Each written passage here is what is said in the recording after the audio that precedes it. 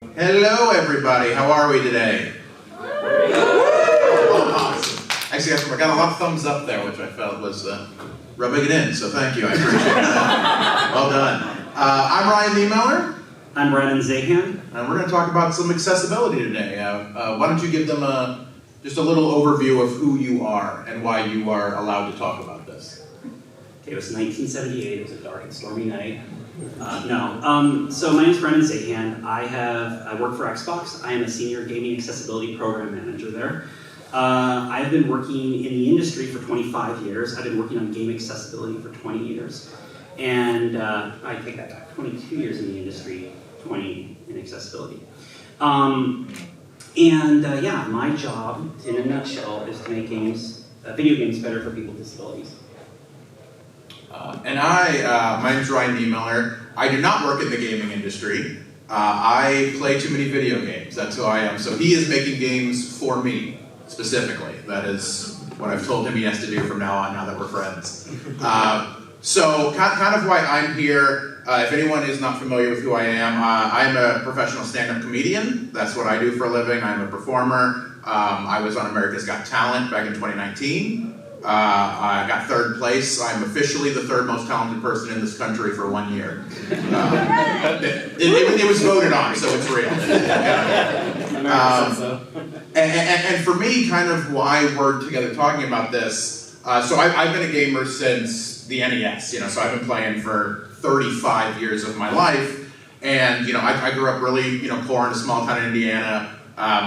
We didn't have any knowledge of accessibility per se. I was born with this disability, and we were just kind of in a position, I'm an old trailer park kid. Accessibility for me was, hey, go figure it out. And that's kind of how I feel a lot of, video games, especially from my point of view, over the years has been for a lot of it. I was able to play NES because it's 2 buttons and a D-pad. I had the technology for that. Then Super Nintendo comes out. They had a couple on the top, and I'm like, all right, let's slow down. I can figure this out, but and then as things progressed, it's like, okay, now I need a backpack with turret guns, and I have to use my face to push stuff, and I need to get an erection so I can push the Z trigger. Nobody wants to play games at my house for some reason. I don't know why. It's like I just got an Xbox, come over, game on, pants off, here we go. You are not allowed to play games at my house. You're not invited. Fair enough. I just really like video games. I really like them. At least bring your own controller. Fair enough. So for me, I kind of want to, for this talk, Brandon's going to kind of be the knowledge, the actual know-how, coming from the Xbox team. And I'm going to kind of give the perspective of someone who lives this world, who actually exists having a disability. Awesome. Yeah, and just as an aside, just so you don't get to hog the whole disability spotlight here, sure. I also have disabilities. Mine happen to be invisible, but I am on the neurodiversity spectrum. I have chronic pain, and I also have something called trigeminal neuralgia, which causes all sorts of problems with hearing and balance and all sorts of fun things. So yeah, a few games recently that have not been good for me. Starfield, because I was getting a little motion sick, so we just dropped the Field of View slider to help address that. Really excited for that. I just want to point out this is not a competition, Brandon. All right. I'm a competitive guy. Fair enough. Let's kind of talk a little bit, I guess, about. I'll kind of start with this for me. Where do you kind of see where accessibility is right now? As far as do you think overall the business is handling it well, not well, better than it used to? Kind of like the history of where we're at now compared to where we were. Okay, so to answer your question, I'll tell a little story about how I got into gaming accessibility. So I joined Microsoft to launch Xbox Live in 2002. That's why I have such an awesome gamer tag, because we all got to pick our gamer tags before they opened it up to the rest of the world. So I'm Tenchi, so I came on to launch that service, and at the same time I was doing some volunteer work at Seattle Children's Hospital Regional Medical Center. Didn't know a lot of people in the Seattle area. I was looking for something to do on the weekends, and I used to volunteer at hospitals in the past. So one day I had come in and they had asked me to go hang out with a teen, 13, 14-year-old girl. She was not doing really well. She had been living in the hospital for over a year. She had a number of medical conditions and was just not in a good headspace, right? And they asked, well, can you go over and chat with her? And I said, sure.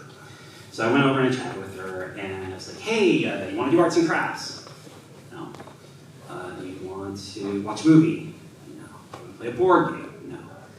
Finally, I just said, do you want to play video games? And she goes, no, I don't like video games.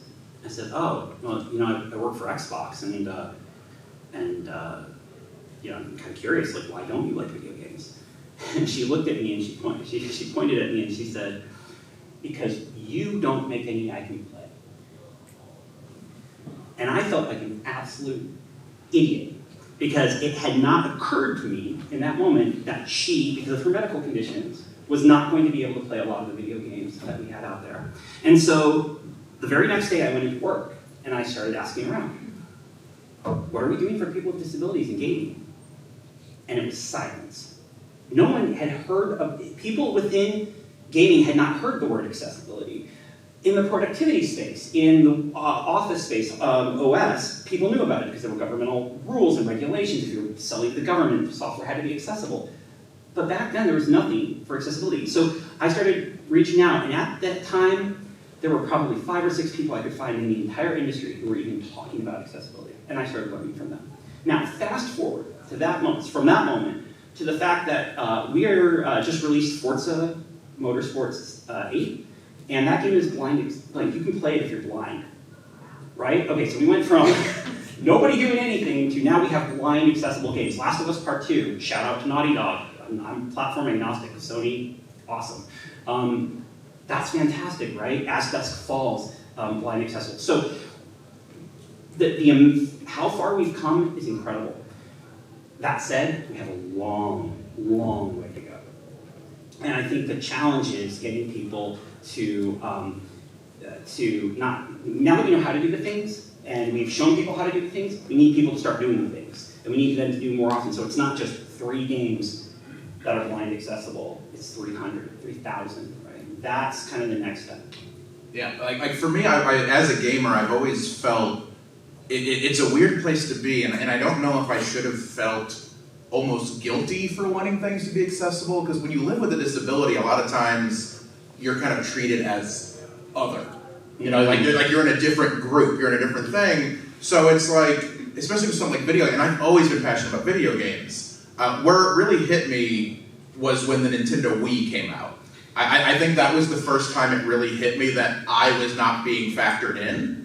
Because before that, any video games that came out, I might have had a little difficulty, but I personally was able to adapt and figure it out where I could play the games. When the Wii came out, the technology they were designing was very big on the motion controls. They wanted you to, you know, hold one thing here, hold one thing here, and swing about. And I was like, well, I guess I won't play Skyward Sword then. I guess Mario Galaxy's not for me. Nintendo doesn't care about me anymore. And that's sort of where I had my first taste of feeling like, oh, I'm not necessarily being catered to. And you start to feel weird about it, is because disability is such a large spectrum. You know, that means so many things. My disability is not your disability.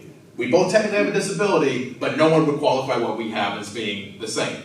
What we would need for gaming is completely different. And it made me feel guilty to think, like, well, no, maybe Nintendo should not make this console for me specifically because I am a minor subset, but I also want to freaking play Mario Galaxy. That looks a lot of fun. And so you kind of get in this weird space, and it makes me appreciative now, especially, you know, as an adult, and I'm a father now. My son does not have my disability, but just kind of knowing, you know, who knows what is going to happen for him, to know that there are teams that are now working on this type of stuff. And at least, you know, it's not perfect, there's so much work to be done, but at least people care now. And that's helping me kind of get through a lot of it. I just feel terrible, because like that you felt, you had that moment where you were like, maybe I'm just a small enough subset of the population that this isn't for me, right? I mean, you're a dad now, and I'm a dad, I have 2 kids. And the worst feeling I've had as a parent is watching my children be excluded from things. You know, my kids come home and you get invited to a birthday party that everyone's going to, or I didn't make the select hockey team, which is a recent one. You know, the kids being excluded, and I think all of us in the room have that moment, can easily come to a moment where we're like, yeah, I remember being excluded and how bad that felt, right? And so, while I think the cynical amongst the industry would say, yeah, there are just some people that things aren't going to work with. It's like, our goal in the accessibility community is to keep that number to an absolute minimum, right? I think there are things that could have been done to make that experience accessible for you that wouldn't have broken the bank. I'm not trying to call anybody out here. I'm just saying, like, that was a different time, right? Different era. There were a lot of things that could have been done that weren't, right?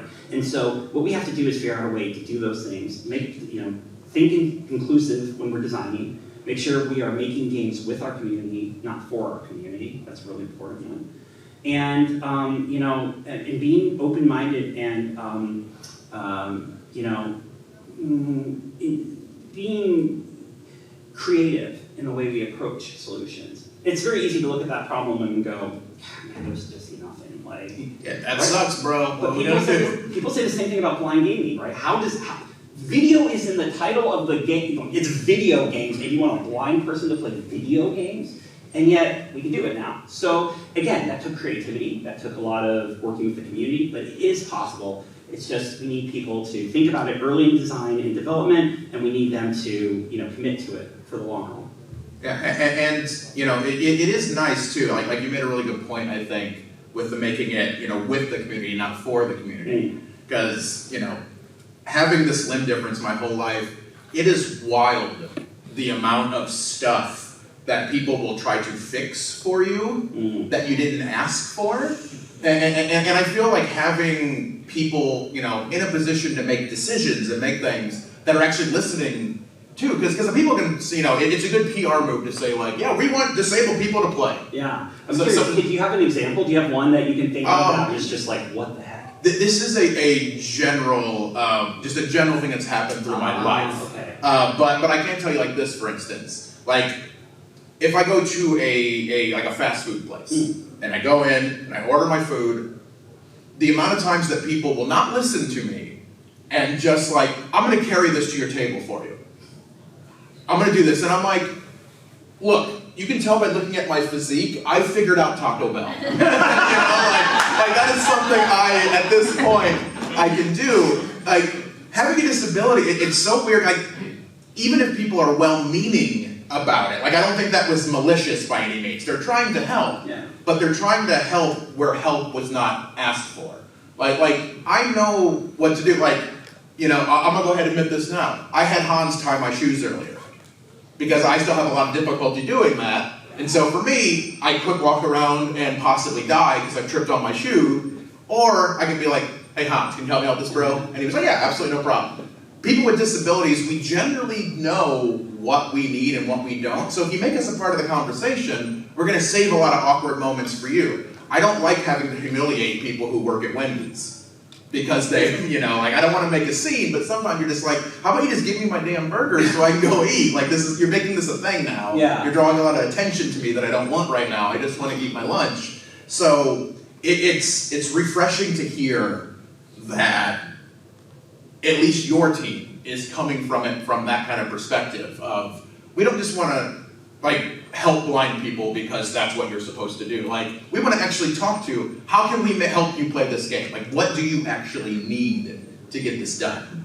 Yeah, and thankfully the community is so awesome in terms of wanting to work with us. And so not only are we trying to share this mantra of building with the community, not just within our own studios, but within the broader industry, right? We're also trying to talk about how people engage with the disability community.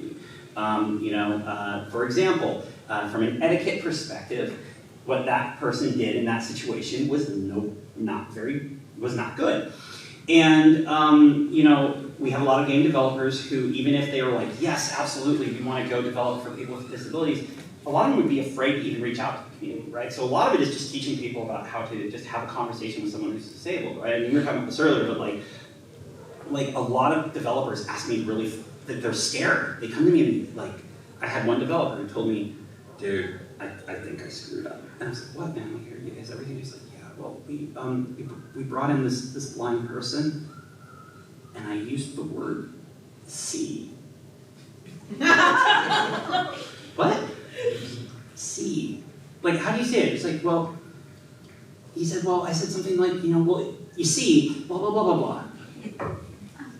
Dude, you're fine. It's good. You're okay. But people have those concerns, right? People ask me questions about, how do I, should I talk slower to someone who's deaf? Should I, when is it okay to pet a service dog? Hint, never. And yeah, I mean, so, not only do we want to teach people about why it's important and how to do it, but we also want to teach people how to bring the community in and have those conversations so that they're included in that process in a really meaningful and valuable and enjoyable way for everyone. Yeah, I can just tell you, anecdotally, like, people, like, as a comedian, I love those situations. Yeah. But as a person with a disability, not so much. It's good material, though, for you, right? Yeah, the amount of times that I've clearly been somebody's first fist bump ever because they're scared to shake my hand. But I've literally seen, I've been in a group with 3 or 4 of my friends, and someone's coming and they're like, oh, nice to meet everybody, and they're like, handshake, handshake, handshake. I'm like, dude, you're not gonna catch it. Like, that's not how. You'll only catch it if I spit in your mouth. Everybody knows that. And I rarely do that. So, I can tell you again, coming from at least my personal perspective, and disability is not a broad brush that you can say this works for everybody. I would much rather have somebody ask me a sincere question, even if they're a little nervous about it. Mm-hmm. Like, okay, how do I shake your hand? You bring it in. Like, that's what I want personally. Like, if you just ask the question, the worst thing I hate is guessing or someone making that decision for me. And it sounds like, a lot of what accessibility in gaming was kind of that for a little while. It was, maybe the heart was in the right place, but we're just gonna guess. Do you want a helmet that does this? Like, no, that's cumbersome and weight. That doesn't actually solve the problem. Like, ask me and we'll talk about it. So it's actually funny, okay, warning, shameless plug. So it's funny you mention that because, have you ever heard of something called the Xbox Adaptive Controller? I have, personally. Okay. That's it. If you haven't seen it, everyone's always like, wow, they took an NES controller and they supersized it. The reason this device is really cool, I won't tell you the whole story and all the awesome stuff that the team did to build this, because by the way, I was hardly involved at all. If you look on the back of the device, there are 20 ports, okay? Each one for each button on an Xbox controller, plus 2 extras, 2 bonus ones that you can map to whatever you want. Additionally, we have a USB port on the left and a USB port on the right. And I can plug joysticks in. And not only can I plug joysticks in, but I can map the first 8 buttons on those joysticks to whatever I want, right? All in software. I can create profiles per game, and I can change those by just tapping a button on the device. The reason we build it this way, I promise there's a way getting back to what you were saying, was that we wanted people to be able to build what they needed, right? Because if we tried to build a device for you, it probably wouldn't work for other people, right? There's what if somebody didn't have any limbs at all, or what if someone was just one-handed but had all their fingers on one hand? Trying to solve for one person in that way would be really difficult. But if we can come up with solutions that allow people to build their own or customize their solutions, their experiences to make them their own, that's when things become highly accessible and inclusive, right? So that's one of the things that we try really hard to think about is we want to allow people to come up and design and create the experience that will work best for them. And whether that's turning on certain options, whether that's using certain hardware, whatever it is, we want to be flexible in that regard. Yeah, and since I've mentioned it a couple of times, that disability is not, it's very different spectrums for everything. That just having the options, I think, is super important. And it's frustrated me a lot over my years of being a gamer that certain things, and again, I don't know how to program games. I don't want to claim something's easy or hard because I don't have the expertise to know if something actually is easy or hard. But certain things that, maybe I didn't need an adaptive controller with 20 different ports to do things. Yeah. But how about an option just to remap buttons? You know, which to me, again, not being a programmer, I don't know how easy this actually is. It doesn't feel like it's that intense. It's easy. Fair enough. Button remapping, easy. But you know, I'll tell you one thing. Just a little story. In college, I played so much Halo Combat Evolved. So our apartment was the LAN party apartment. People would bring their giant CRTs and their Xboxes. We get 16 people playing. It was awesome. Some of my greatest memories from college were that. Halo 2 comes out, and they add dual wielding. And I don't get to play Halo with my friends anymore, because now I'm not competitive. You know, because like it's something, if you would have let me remount the buttons a little bit at that time, I could have figured out a way where I could still feel that I wasn't, you know, cannon fodder for my friends just to up their kill count, you know, and at the time it was very frustrating, because so many of my formative, you know, of being a really passionate gamer was playing Halo with my friends. And for a while I felt, okay, Halo 2 let me down. I felt a little disappointed that I didn't get to do that. And in my head, at the time, again, not having the expertise, I'm thinking, just let me move these buttons around. That's all I would need to do. And that was not there for me.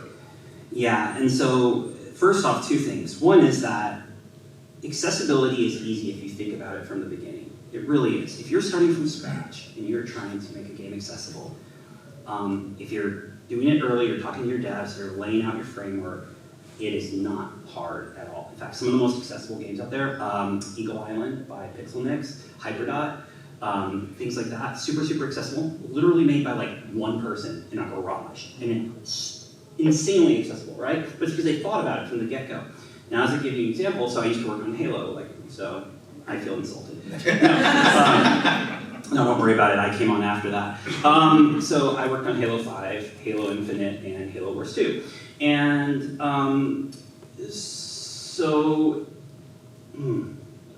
you know what, I'm gonna apologize for a second. My neurodiversity just kicked in, and I lost my point. We were talking about... You were going to praise me for something. Yeah. You were going to give me a compliment. It was, oh yes, it was, sorry, thank you. It was about accessibility features. So with Halo 5, when we were looking at it and I came into the team, I was like, hey y'all, can we please enlarge the text in the game? I just want an option to make the text bigger. That's it. Seems simple, right? Easy, cake. And I remember Frank O'Connor, who was our creative lead at the time, was like, do you know how much work that would be? Like, do you know how many months of work that would take? Well, it's because we were building on a tech stack that was old, right? We'd been developing forever and ever and ever. By that point, it was like it's like baking cookies and trying to jam the chocolate chips in after the cookies are baked, right? It's not gonna work well. So that was the point. I would still eat that cookie, but. It's a couple mess, but I'm good. But yeah, so what I would say is we really want people to think about accessibility early and often, and it's not going to be a problem. Like if they tackle it that early. Yeah, and the tough part has to be, and I always try to think about from the other side of it as well, because I think that helps me being on this team to be able to communicate with that team as well, is that it's hard to think of every concept, and I know that, I have a pretty unique disability. I feel it would be weird for me to think that you should have known about this when you started, you know? Because even as far as having a limb difference, my limb difference is very different than someone who, like you mentioned earlier, has a full hand and missing a hand completely over there. Two different animals. Yeah. You know, so sometimes I feel even in just the limb difference community, I can't relate directly to them because they aren't experiencing what I'm experiencing. I'm not experiencing what they're experiencing. So it's, where do you feel the difficulty or where it needs to go for that to just kind of be the assumption? Because I know, like, just talking to you personally, you do work with a lot of devs. Yeah. And it seems like a lot of devs are more proactive, but obviously not all of them. Because I still can't play every video game that comes out when it first comes out. So where do you think changing, I guess, the culture on it, where it's just an assumption we're going to think about accessibility instead of someone feeling like they're going the extra mile? Well, I'd argue and say that I think we don't have people making the assumption. I think or making the assumption that they're working on accessibility when they're not. I'd say I think the bigger problem I see is people just not caring, right? Or not understanding why accessibility is valuable. Now that's changed a lot. Now I only have to have that conversation about once every 2 months. In the past, I used to have it every day. So like we're getting better. People are starting to understand it. But kind of reminding people of the value, not just to gamers with disabilities, because obviously that's a fantastic thing, but this actually leads into the second point I was going to say. Like, it's also just good for the game, period. Like, how many of you play your games with subtitles turned on? Okay, how many of you are deaf? All right.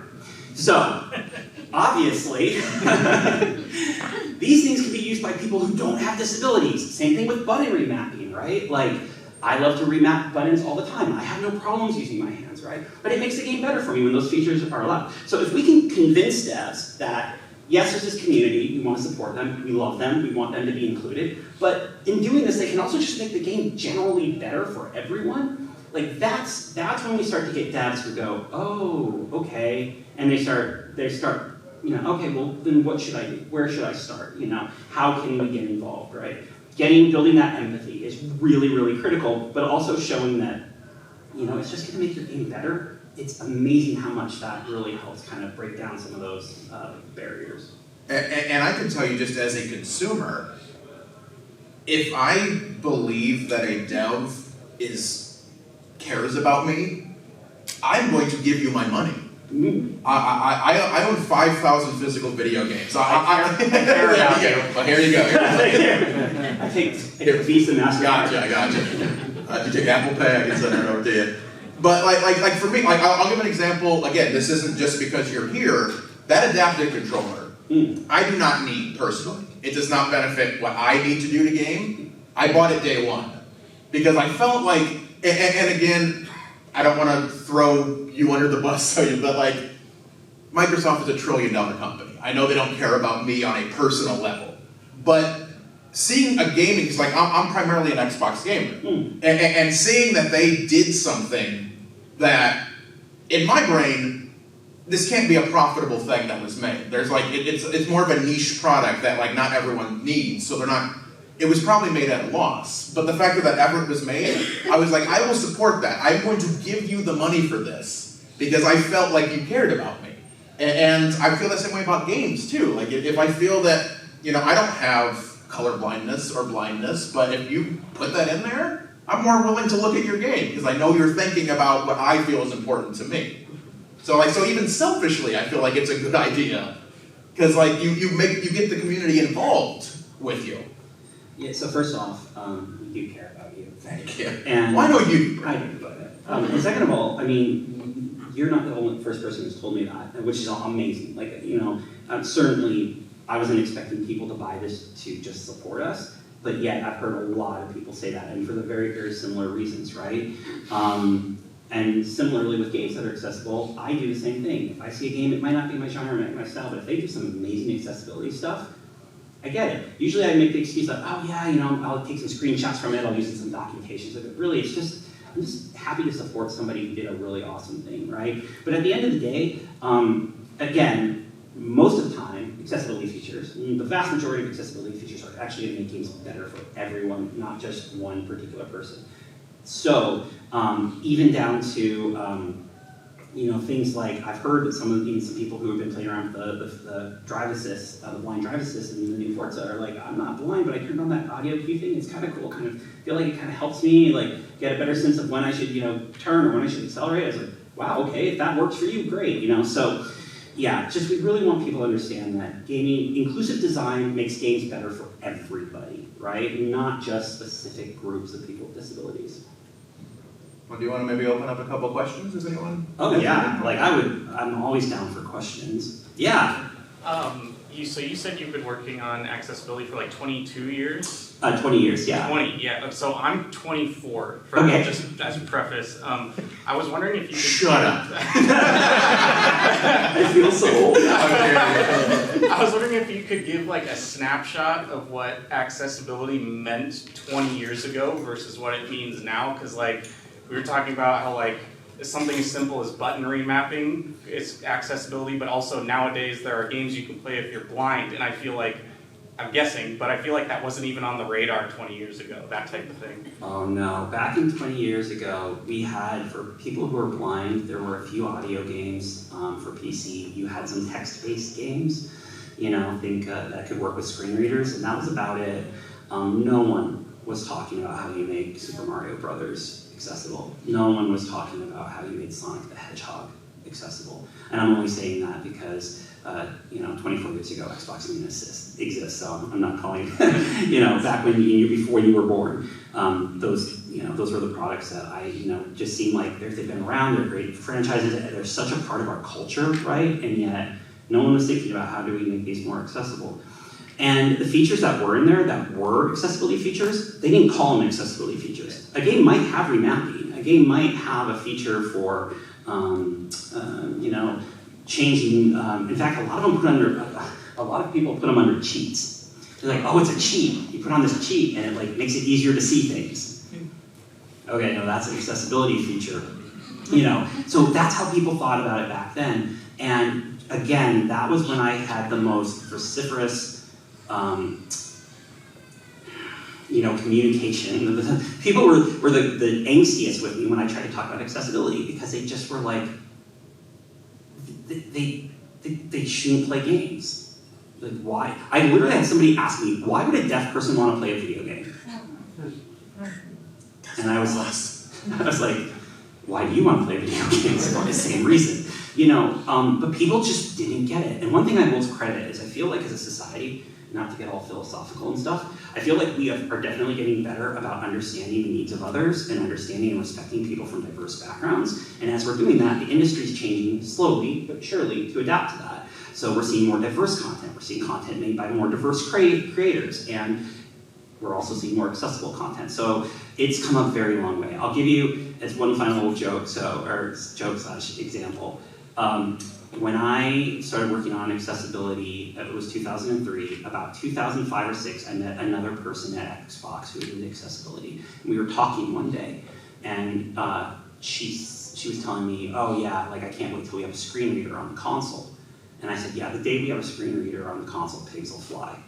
And I remember, fast forward, about 15, 16 years, I get this email one day, and it's just a picture of a pig with wings. We had launched our screen reader on the console, right? So that's how much of a difference it's been. That's how much of a mind shift it's been in that time. Yeah. You pick. I don't know. We'll go you and you. Okay, I technically have two, but one's a short one, one's a longer one. I guess the first question I have is, it sounds so dumb asking, what's your favorite accessibility feature? But for me, I love when games add text locks, because my brain just processes words a lot faster than it should. It's like, wait, what'd you say?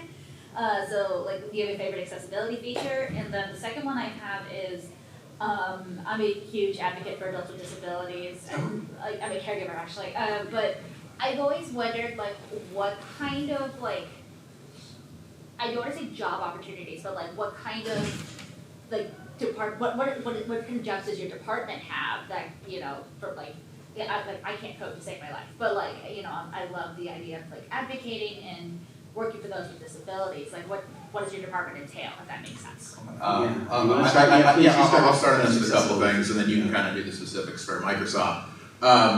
Honestly, I love text logs too, just because I am both because of my schedule and just how I like to play things, the amount of times I've had to restart an RPG because I had to work for a week, and then I come back and I'm like, well, I don't remember who any of these people are or what's happening. That was one of my favorite things that Dragon Quest XI did, actually, where every time you log in, here's a little, here's what you're doing. I'm like, oh, I remember that, got it. So I think that is a brilliant thing.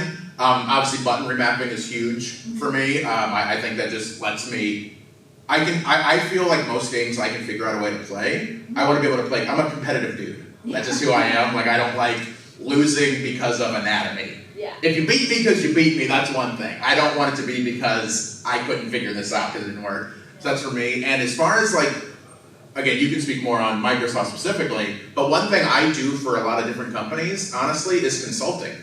That is something I help with, because I'll give you an example. It's not related to gaming. I'm from Indiana originally, and the Indiana State Police, right after I was on AGT, they reached out to me, and they wanted me to consult for their training about how police officers should deal if they're like pulling over someone with a disability, like what's the do's, what's the don'ts. And I'm never gonna code either. My brain does not understand that. I don't know how to do any of it. But for me, just getting to be a voice, even to do something like this, I'm just a dude who loves video games and happens to have a disability. But if what I can say adds some insight, I feel that's very important. And if you're a caregiver, you might not be living with these disabilities, but you're on the front line, so to speak. Like you kind of see what this is, so you have some insight. That I feel is something that is, again, maybe you're not creating the most, accessible game that's ever existed. You didn't make that, but those little parts, I think those little bricks build into that big thing at the end. Actually, I do have a disability, autism for the win. Okay, fair enough. You're neurospicy, just like me. I love Oh, it. yes. So I could say, because of my vestibular damage, field of view and, weapon bob options and head bob options and all that. But really my favorite one is in Another Crowd's Treasure, where you have the option to give Krill a gun. And basically the accessibility feature is, you turn it on and your tiny little crab all of a sudden gets a massive gun. And it kills anything with one shot.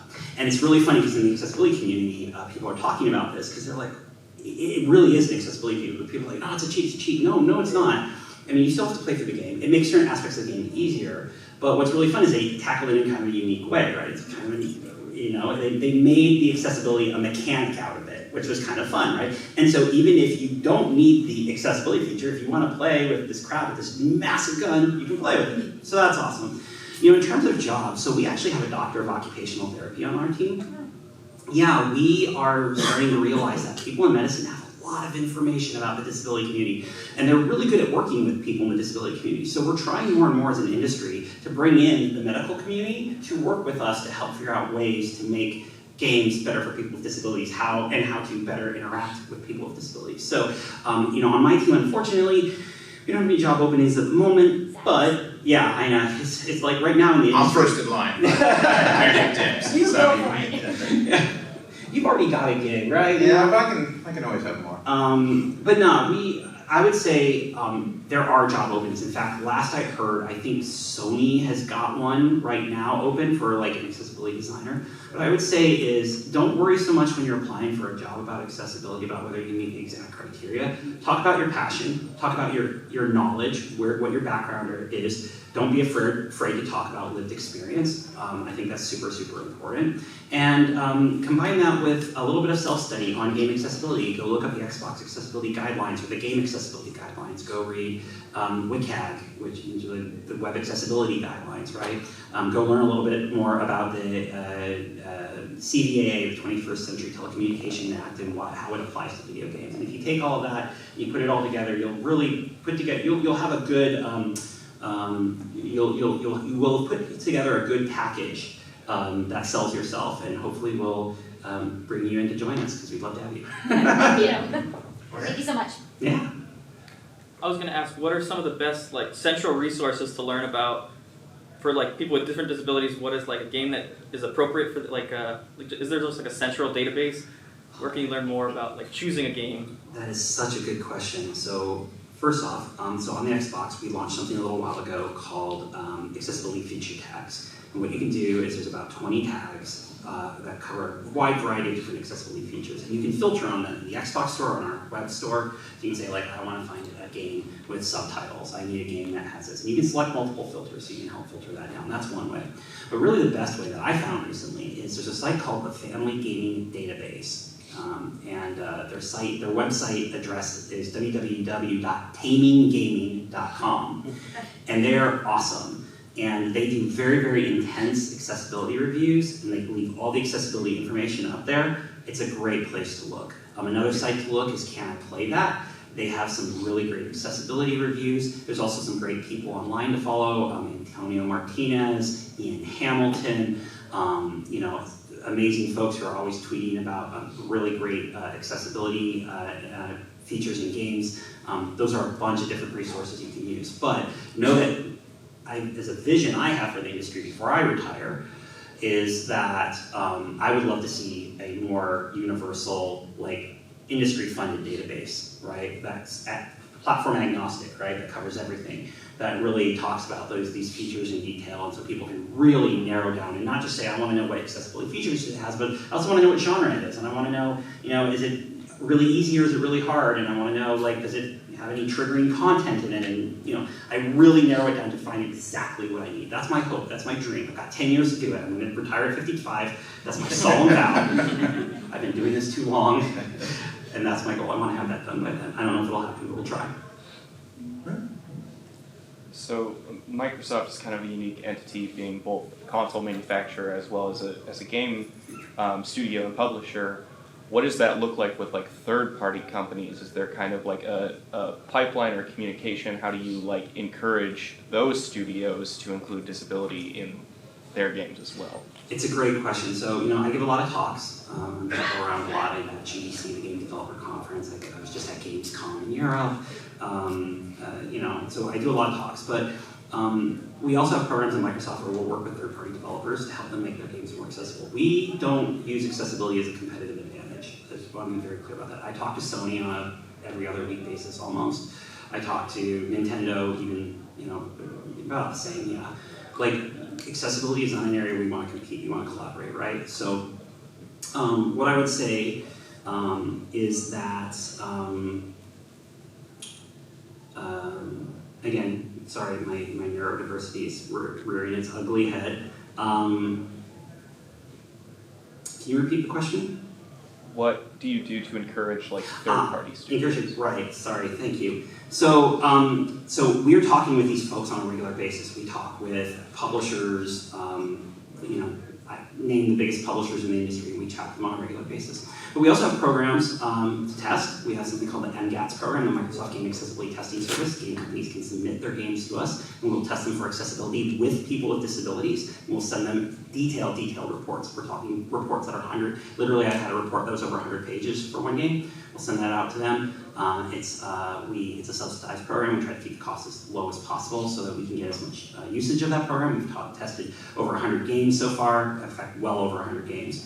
So that's one way. We also create developer resources like the Xbox Accessibility Guidelines, which are a set of guidelines that game developers can use, and that they can use to make their games better for people with disabilities. They have examples, screenshots, they're broken up into different categories. We have that. We also have our Gaming and Disability Player Experience Guide. It's a lot of stuff, but where you can find all of this, if you're a developer and you want to learn more, you can go to aka.ms/XGA. And that is our site that has all of our developer resources that we've created. And we're constantly adding to it. In fact, spoiler alert, there may be something dropping next week. That should be pretty cool. So yeah, so if you're interested in that, check that out. But yeah, we really want to. So if anybody has, by the way, if anybody has a developer, they're like, oh yeah, I want to learn more about accessibility, they can email xpac@microsoft.com. And as consumers, if you all are just like curious about anything I've talked about today or any of our stuff, you can email us at xaccess@microsoft.com. We like X in everything. I don't know if you know that. I'm sensing a theme. Yeah. So yeah, so please reach out and we'd love to chat with you. And I'll also be up here afterwards and have business cards and have you hand those out. A couple more, right? Yes, yeah. So, I know it's hard to tell what I'm. That's I'm interested to hear both your opinions on the state of difficulty modes in gaming right now. Both some games not having them and maybe some ways they could be better. I will go first just with my own personal opinion, because I do know that there is a mentality with a lot of gamers of get good. Like that is the thing. And I can respect that from a certain point. Like, some games are designed to be hard, and that's, that's the, one of the big themes of the game is that, hey, this game's gonna kick your ass. That's the point, For me, and it's not always necessarily disability related, but I think that having difficulty modes should be pretty standard, just because of, like, maybe something like Dark Souls, if you give me enough time, I can get good. However, I'm a touring stand-up comedian. I'm married. I have a 5-month-old son. I have other interests and hobbies, you know. I can't put in 200 hours to get good. So not even necessarily from a disability accessibility, I heard Elden Ring's a pretty fun story.